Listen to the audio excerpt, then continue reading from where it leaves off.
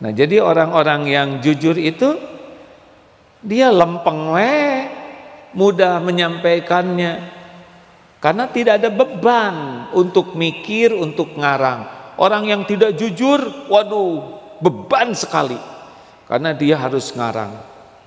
Tidak ada yang lebih pahit dari berharapnya hati kepada Allah. Allahumma ftah lana hikmataka ya Allah.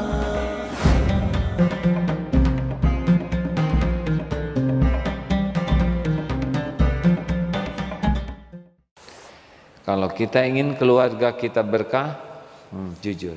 Salah sana sini ada. Ini di masjid santri, sekarang tidak ada ya.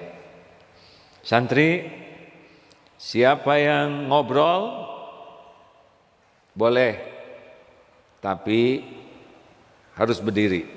Santri biasanya banyak di sini. Setuju, setuju. Sedang tausiah, ada yang ngobrol, diam. Saya mendengar ada yang ngobrol. Yang lain mendengar tidak ada yang ngobrol. Ayo jujur. Ya, berarti benar ada yang ngobrol. Tolong acungkan tangan yang merasa ngobrol. Ini penting. Karena kita tidak tahu obrolannya itu darurat atau tidak, betul? Akhirnya ngacung. Alhamdulillah, harus kita hargai. Terima kasih dek sudah mengacungkan tangan. Bagaimana? Apakah obrolan ini obrolan yang sangat penting untuk dibahas atau hanya obrolan yang tidak manfaat? Ya tidak penting, hanya ngobrol saja. Ini pun jujur ini. Luar biasa ini. Bagus, alhamdulillah, terima kasih dek. Jadi bagaimana? Apakah ini kesalahan atau tidak? Ya salah. Wah, ini juga harus kita apresiasi karena dia sudah berhasil melihat dirinya benar atau salah dan mengakuinya. Ada tahu apa yang harus dilakukan? Iya. Langsung berdiri dua-duanya. Berdiri. Masya Allah. Ini harus diapresiasi. Satu, berani ngaku. Dua, berani mempertanggungjawabkan. Maaf ya, harus berdiri karena itu kesepakatan kita. Ini bukan menghukum, tapi kita sudah sepakat yang ngobrol tanpa alasan berdiri. Tidak apa-apa dek, tidak apa-apa ya, sambil berdiri sambil istighfar. Tegak itu apa tuh hukuman dalam, bukan hukuman lah, tegak aturan ya. Tanpa harus kemarahan. Sepertinya ada pelajaran yang sangat berharga, yaitu bagaimana orang bisa jujur melihat dirinya, bisa mengakui kesalahannya, bisa minta maaf, bisa bertanggung jawab, mempertanggungjawabkan. Ini bibit-bibit bagus. Kita mustahil tanpa kesalahan, pasti aja ada salah. Tapi, ada tapinya. Jujur atau tidak ketika kita dituntut mempertanggungjawabkannya. Saya banyak dosa nih apa perlu saya jujur? Kata jangan, tunggu dulu. Kalau ditutupi oleh Allah dosa kita dan tidak berkaitan dengan hablum minan nas, tobat. Tapi saya mencuri dan gak ada yang tahu, cuma Allah yang tahu. Itu berkaitan dengan hak orang, kembalikan.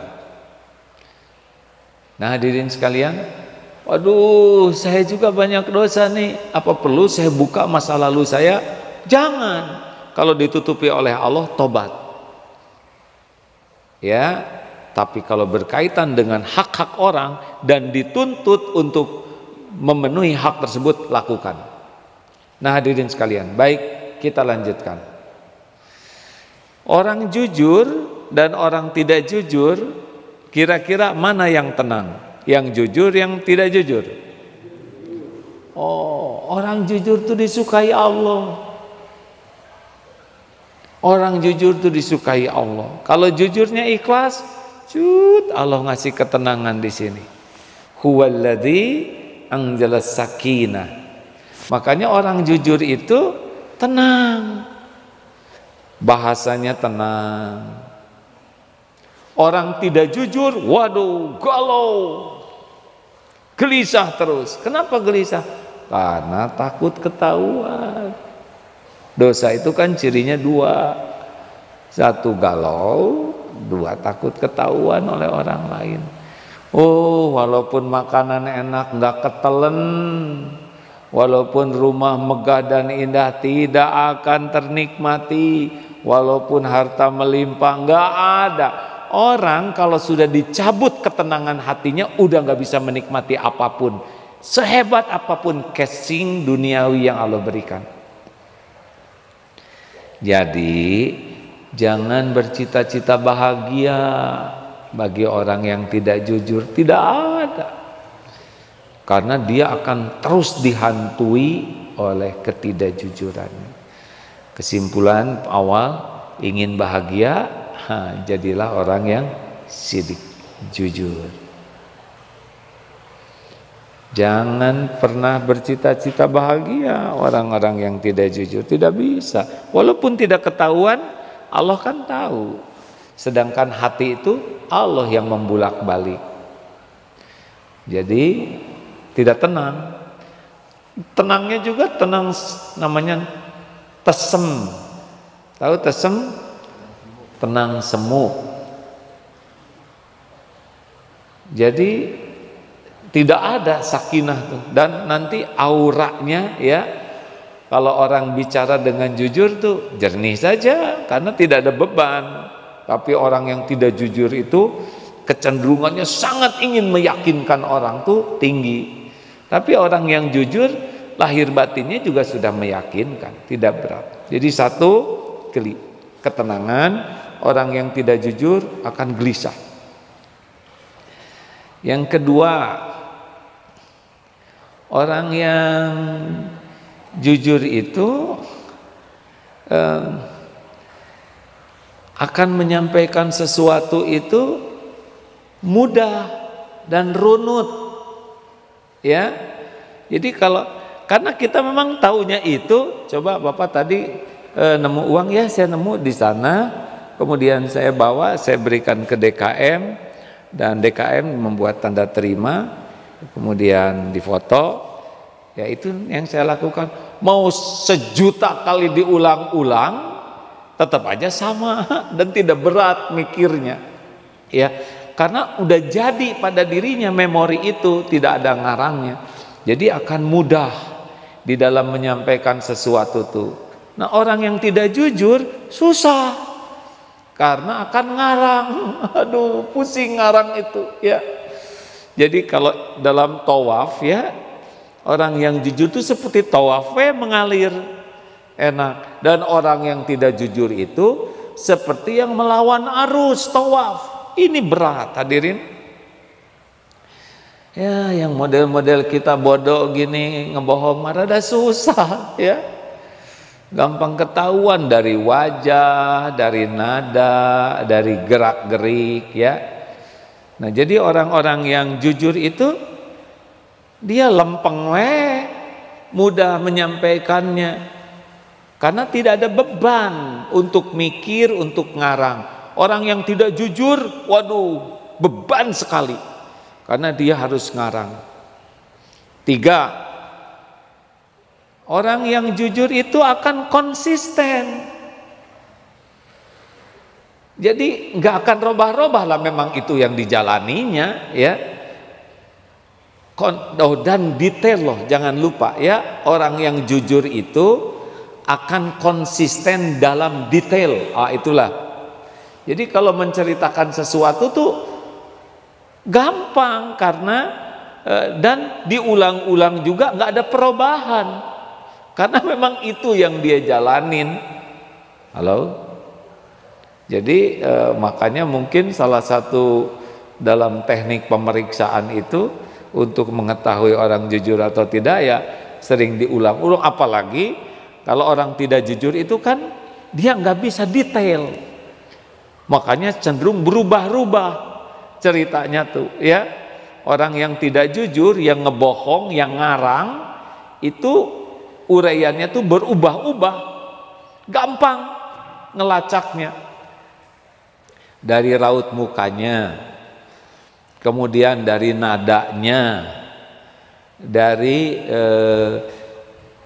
runutan kejadian, cerita apapun ya, itu akan nampak siapa yang bohong dan siapa yang jujur itu gampang. Jadi kalau orang-orang yang ngerti ilmu hal ini ya, mendengar, melihat, menyaksikan, itu sudah gampang kebaca. Ini jujur, ini bohong. Harusnya kita juga bisa begitu. Bukan ingin tahu mana yang bohong dan tidak, tapi untuk mengetahui kebohongan. Ada kebohongan, ada pembohong. Kita tidak ingin tahu siapa pembohong atau tidak, tapi kita tetap harus tahu mana bohong, mana benar. Nah, jadi apa yang ketiga tadi? Inkonsisten, akan berubah-ubah. Logika aja. Lihat anak kecil kalau ngebohong ya nggak, berubah-ubah lah. Kita bisa belajar dari anak-anak kalau ngebohong teh ngarang aja. Apalagi anak-anak ya, memorinya belum banyak. Jadi dia lupa terhadap bohong.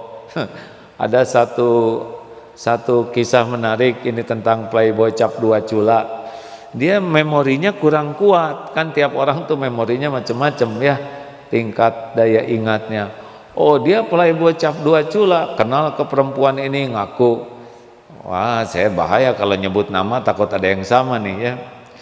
Misalkan I'm X, wah, datang lagi ke sana I'm Z, kenalan ke 10 wanita, lah pas ketemu lagi, aduh, saya tadi dulu memperkenalkan diri saya apa gitu. Jadi kalau kira-kira rada belet mah ya, lemot, nah udahlah, nggak usah bohong-bohongan ya, lempeng saja, just the way you are. Inkonsisten ya, satu apa tadi? Yang ini tenang, yang ini gelisah. Yang kedua, yang ini bisa menyampaikan dengan runut, jelas. Yang ini, ini mikir ya, susah harus ngarang. Yang ketiga, ini bakal konsisten ya, dan memang nggak ada beban ya. Kalau ini, yang ini biasanya inkonsisten, robah-robah. Nanti cerita ini, nanti cerita itu, biasa itu pembohong tuh kayak gitu ya. Ada lagi yang keempat, kalau orang jujur itu dia nggak memerlukan, tidak terbebani untuk membuat meminta dukungan bahwa dirinya jujur ya, karena dia merasa, nah, saya salah apa, misal begitu ya. Jadi jelas saja, tenang ya. Ya, cerita tentang itulah suami yang itikaf, belum punya cerita lain, maaf, belum ngarang lagi. Suami itikaf, kemudian dicurigai kemana, itikaf, gak percaya, Jumatan aja jarang, ujuk-ujuk itikaf. Ya kan, saya baru sadar bahwa dosa saya banyak, saya harus itikaf. Keluyuran pasti, misal. Alhamdulillah Bu, saya itikaf. Allah jadi saksi. Gak percaya, ya udah nggak apa-apa. Insya Allah nanti juga waktunya Allah ngasih tahu dah saya memang itikaf ya. Ada teman saya yang itikaf, tapi nanti ibu juga nggak percaya, ya nggak apa-apa.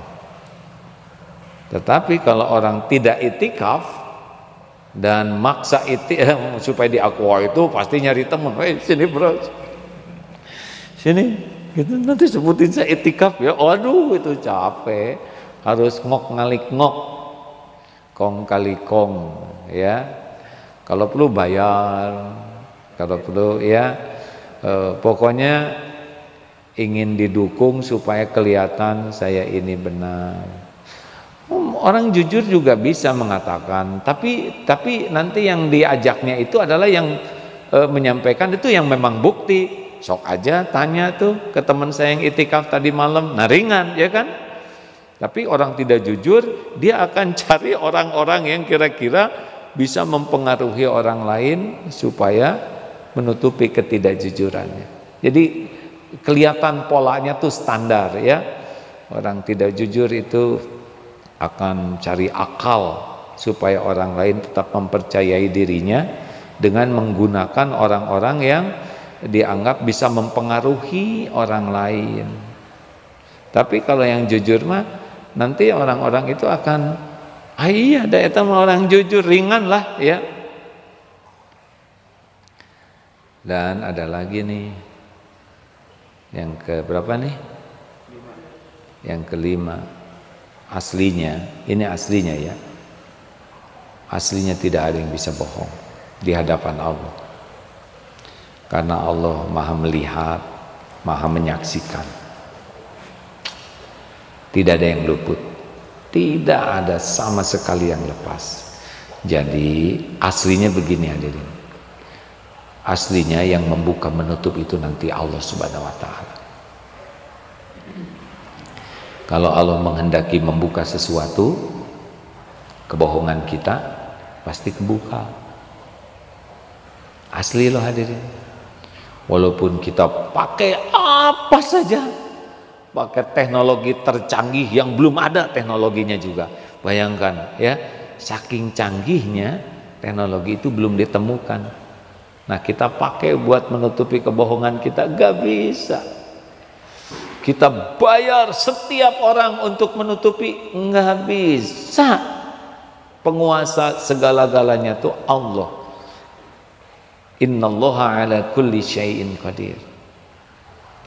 Kalau Allah mau buka, ya buka aja, nanti ada jalannya. Kalau gerakan makhluk yang ini, Allah buka yang itu, kan semuanya ada dalam genggaman Allah secara sempurna, semuanya mudah bagi Allah. Innama amruhu idza arada syai'an ay yaqula lahu kun fayakun. Jadi kita nggak boleh merasa aman ini, yang bohong-bohong, yang ya licik-licik, tidak bisa kita aman. Allah melihat kok semuanya. Jadi harus gimana dong? Ya tobatlah kita ya. Aduh saya nih waktu SMP saya banyak peminatnya, sudah tobat ya, nggak usah ngaku sama itu pacar saya waktu kelas 2 itu, nggak usah ngaku sama suaminya lalu minta maaf, mas ini dulu pacar saya, itu cari penyakit ya, urusan itu tobat. Tapi kalau urusan kezoliman, nah, kita harus minta maaf, urusan hak-hak orang lain harus kita tunaikan. Hadirin sekalian, bagi orang yang beriman tidak boleh melupakan keyakinan bahwa Allah melihat segala-galanya. Wa huwa ma'akum aynama kuntum wallahu bima ta'maluna basyir. Dan dia bersamamu dimanapun kau berada, dan Allah maha melihat apapun yang kau kerjakan. Tidak ada yang luput. Kalau kita ragu akan sesuatu, minta saja kepada Allah yang maha menyaksikan dan maha kuasa atas segalanya. Ragu anak melakukan apa, ambil wudhu, sholat sunnah 2 rakaat. Ya Allah, anak saya melakukan apa yang sesungguhnya. Curiga atau ya ada prasangka ke suami, ke istri, ambil wudhu, sholat, minta ke Allah ditunjukkan. Oh, Allah mendengar segalanya. Allah memperhatikan apa yang kita lakukan, dan Allah juga maha mengabulkan doa-doa. Sisi yang lain, jangan pernah merasa aman hadirin. Allah kuasa membuka apapun dan tidak bisa dicegah. Kalau Allah melakukan sesuatu, tidak ada yang bisa mencegahnya. Wa yuridka bi khairin fala rada li fadli. Dan jika Allah menghendaki kebaikan, tidak ada yang bisa menolaknya. Yusibu bihi may yasha'u min ibadihi wa huwal ghafurur rahim. Dan Allah berikan kepada siapa di antara hamba yang dikehendakinya, dan dialah Allah yang Maha Pengampun, yang Maha Penyayang. Kita juga banyak salah, hadirin. Saya banyak dosa dan kesalahan, tapi ditutupi oleh Allah. Mumpung ditutupi, tobatlah. Ya, saya harus banyak tobat, tapi berkaitan dengan hak-hak orang lain kita tunaikan.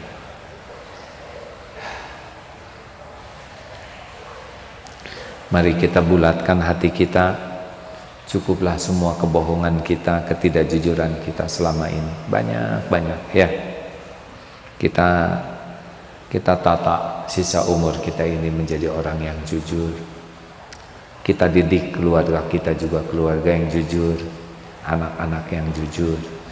Karena hanya akan bisa jadi baik kalau fondasinya adalah kejujuran karena Allah. Kalau anak-anak sudah sering tidak jujur, nah itu pasti banyak keburukan yang akan terjadi. Kalau diri kita tidak jujur, maka kita akan banyak melakukan kejahatan, keburukan, dan itulah yang membinasakan kita. Tidak ada kebahagiaan, tidak ada kemuliaan, tidak ada keselamatan bagi orang yang tidak jujur. Harus segera tobat.